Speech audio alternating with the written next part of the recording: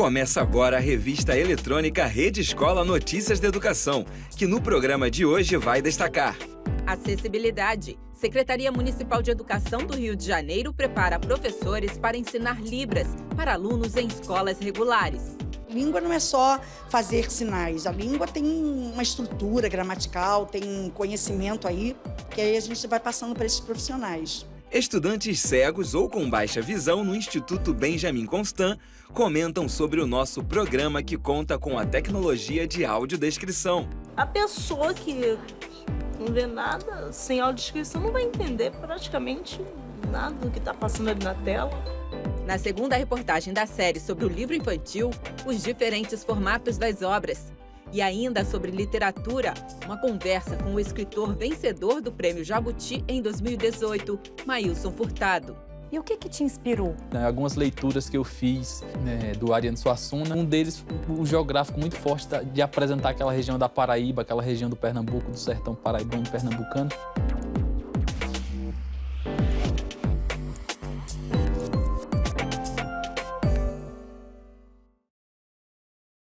A gente abre esta edição com pesquisa científica, meio ambiente e produção de alimentos a partir de um inseto que é vital para o equilíbrio do planeta. Eu desconfio, Ernesto, que você está falando das abelhas. Adivinhou, exatamente isso. As abelhas são um dos principais agentes polinizadores que ajudam diversas plantas a se reproduzir. Algumas espécies de abelhas já fazem parte da lista de espécies ameaçadas de extinção. Isso por diferentes fatores, alguns causados por nós mesmos, seres humanos. Se as abelhas realmente forem extintas, a produção de alimentos ficaria bastante comprometida e provocaria danos à vida de outros animais. Quer ver outro exemplo? E olha que esse pesaria no bolso de todos nós.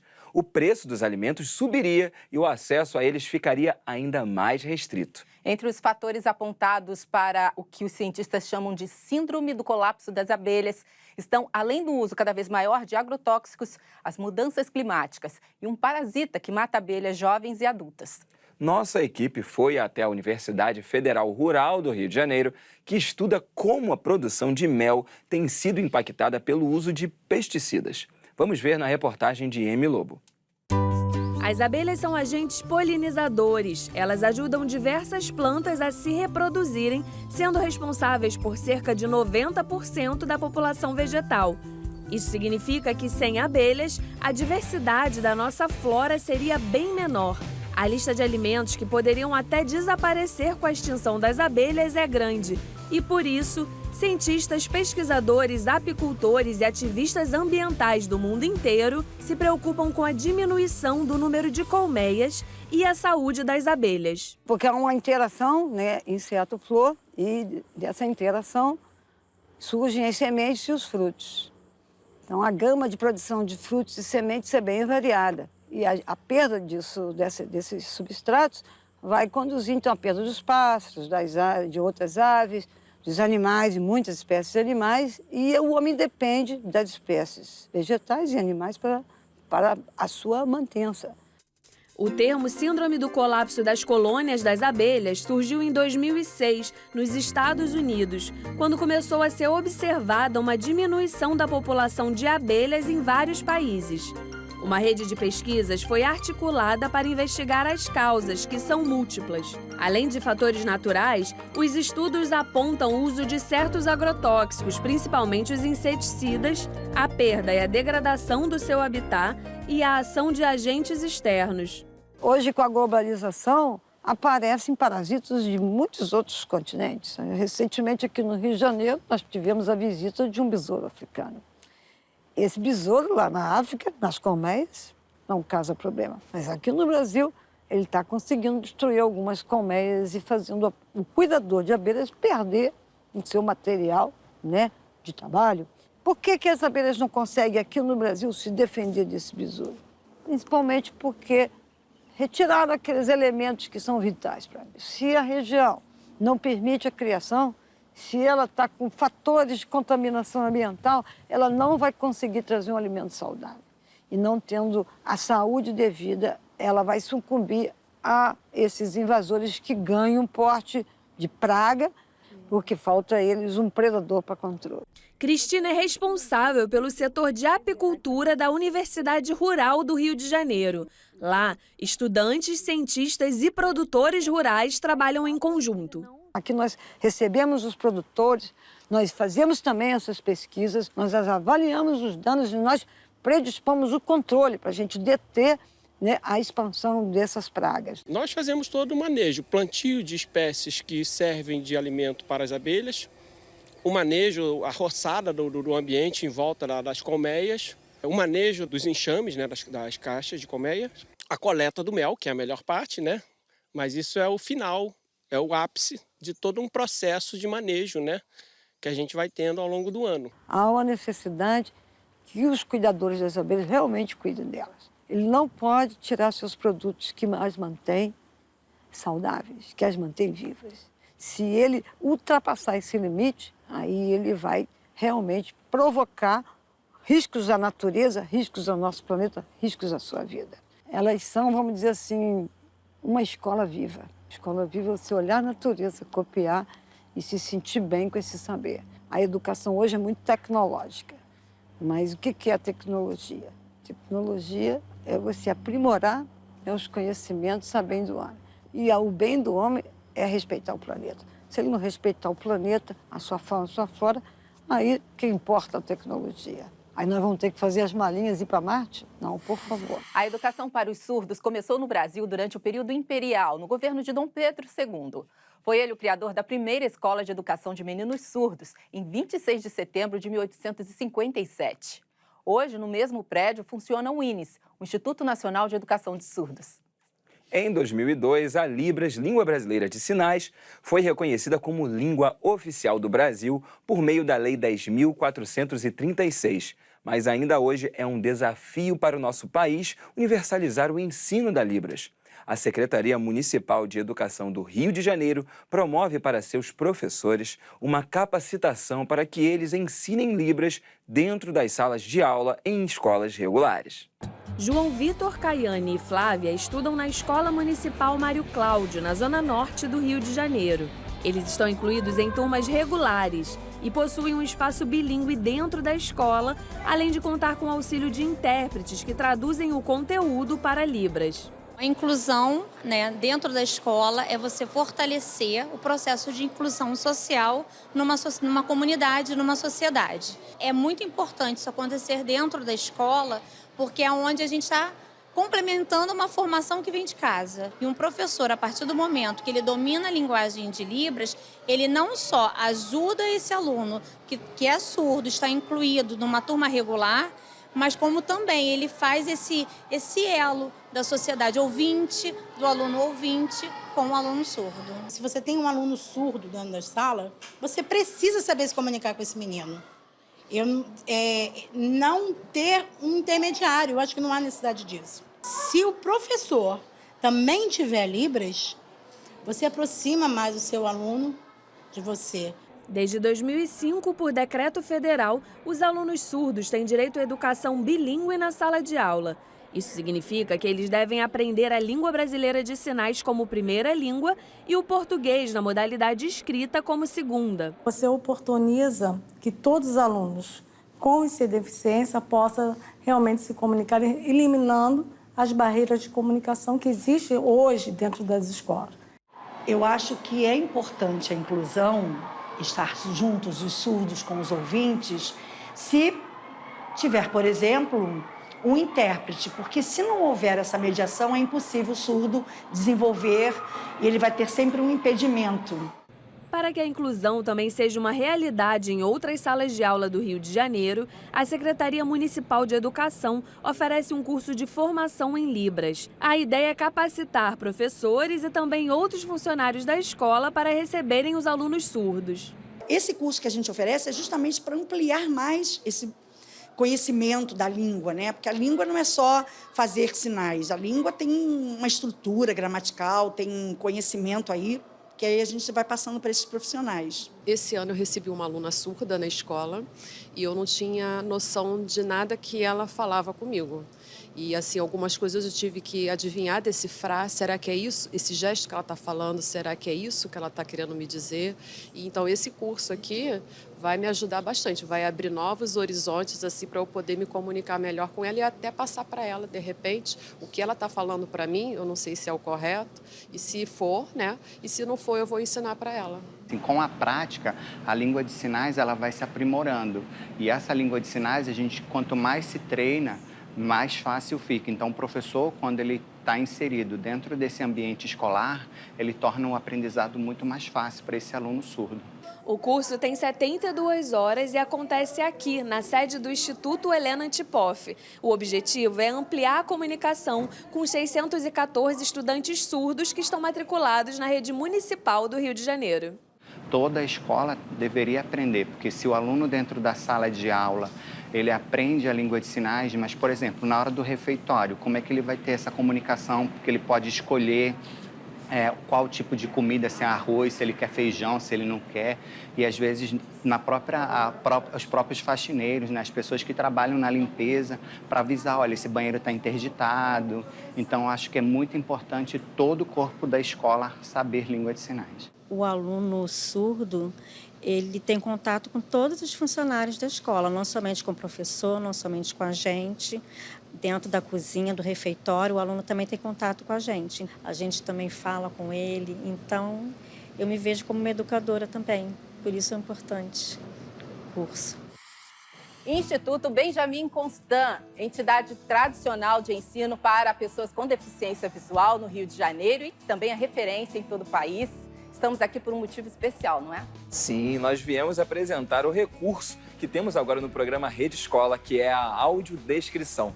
E também vamos ver as impressões que esse recurso vai causar nos alunos aqui do Instituto. Será que eles vão gostar? Vamos saber agora. Num quadro negro se lê Acelerando a Escolaridade. Em quadrinhos, um duelo de espadas. Na feira, uma jovem comanda um robô. Ouvidos atentos para não perder um detalhe. Assim estavam os alunos do Instituto Benjamin Constant na exibição do programa Rede Escola com audiodescrição. Antes disponível para eles apenas nos filmes exibidos no Instituto, agora os alunos demonstram interesse por um programa voltado para a educação que é transmitido na TV e na internet. E o que você acha dessa experiência? Ela realmente ajuda a entender o que está acontecendo na tela? Ela ajuda bastante, né? Afinal de contas, às vezes, a pessoa que não vê nada, sem audiodescrição, não vai entender praticamente nada do que está passando ali na tela. E o que então você achou dessa apresentação aqui hoje? Qual foi a matéria então que te chamou mais atenção e que tiveram detalhes que você pôde perceber agora por conta da audiodescrição? A matéria que me chamou mais atenção foi a parte dos moradores de rua que as pessoas na verdade foi das pessoas voltando a estudar, né? Né? Uma oportunidade bem legal. A minha gana é essa, vencer. Edson Santos. Chegar onde eu quero e chegar muito mais ainda. A pessoa deficiente visual vai poder ter acesso muito mais à informação, ao que está sendo mostrado e que para a gente vidente é óbvio e para eles não. Então é importante descrever o local onde está acontecendo a reportagem, do repórter, de quem está sendo entrevistado, do espaço físico onde está acontecendo. Então a informação fica mais completa. Ter a possibilidade de oferecer o recurso de audiodescrição no programa Rede Escola mobilizou diversas pessoas. A equipe de acessibilidade da TV Escola também estava curiosa para ver a reação dos alunos em contato com o trabalho que eles desenvolveram. A gente precisa desse feedback, né? Que é isso que vai mover cada vez mais o nosso trabalho. Né? Saber o que eles acham, se ficou legal, podia melhorar aqui, ali, isso para nós é primordial. Então, assim, foi uma alegria, uma empolgação muito grande de estar ali acompanhando eles, né? Olá, pessoal. Assista o programa a Rede Escola com audiodescrição. Tem cultura, entretenimento e variedade. Eu aconselho vocês verem. Tá ótimo. Muito legal, muito ótimo. Muito obrigada. Na primeira reportagem sobre o livro infantil, a gente conversou com a escritora Ana Maria Machado e com o ilustrador Rui de Oliveira sobre um tema que encanta muito as crianças. E perguntamos para eles de onde nascem as histórias que eles criam. Hoje nós vamos além, não é, Ernesto? Isso mesmo, Eli. Por causa do mercado cada vez mais competitivo, os editores tiveram que adaptar os livros aos novos tempos. O trabalho do ilustrador, por exemplo, ganhou ainda mais relevância, tanto que é considerado, em muitos casos, coautor ou autor da obra. Quando se trata de livros infantis, a parte estética é tão importante quanto o conteúdo. A forma, a escolha do papel a ser utilizado ou se o livro terá uma versão digital, o tipo de letra e o acabamento têm um peso ainda maior. O formato editorial é o tema da segunda reportagem da série O Livro Infantil, que contou com o apoio da Fundação Nacional do Livro Infantil e Juvenil, a FNLIJ. Vamos ver.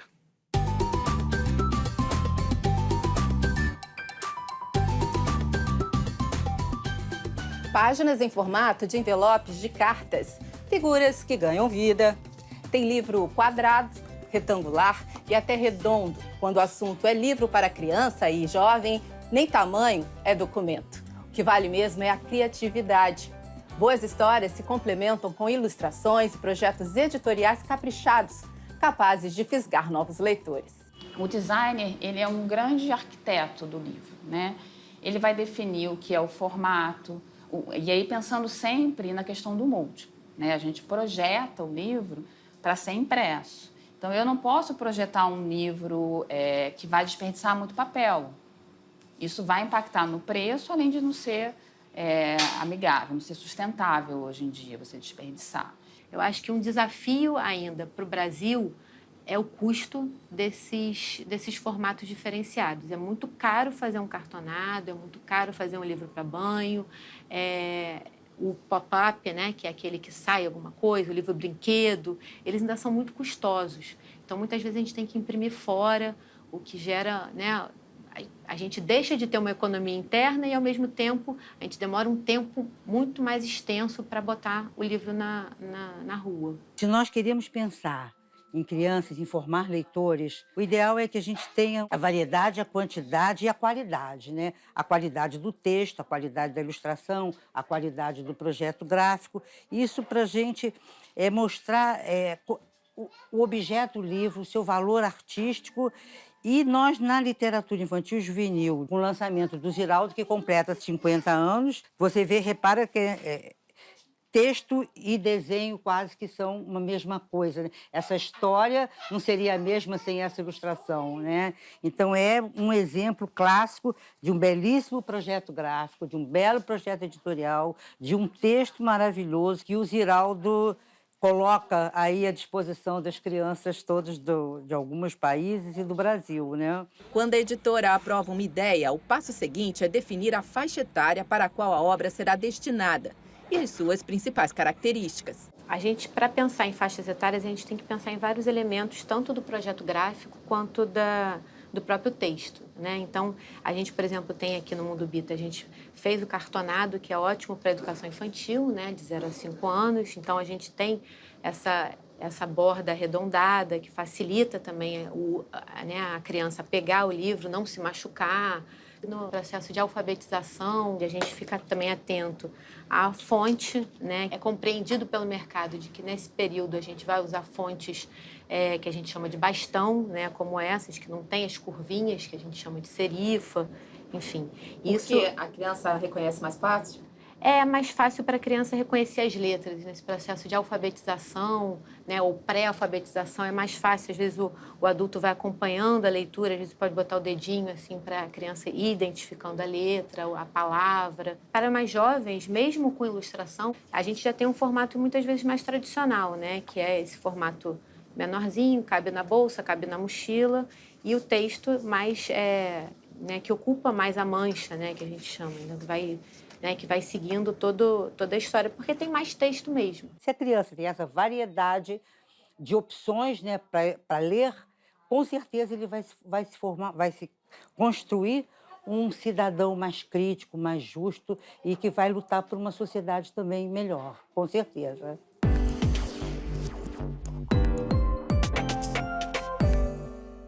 Versos em forma de livro contam a história de uma pequena cidade do interior do Ceará chamada Varjota. O poema ganhou forma de livro escrito, ilustrado, diagramado e revisado pelo próprio autor. E é sobre essa história que eu converso agora com o escritor Maílson Furtado. Esta é a cidade, a minha cidade, o meu quarto livro de poesia, né? E foi um livro composto entre 2015 e 2017 e que ano passado, em 2018, eu decidi inscrevê-lo no Prêmio Jabuti, que é um dos maiores prêmios da literatura do Brasil.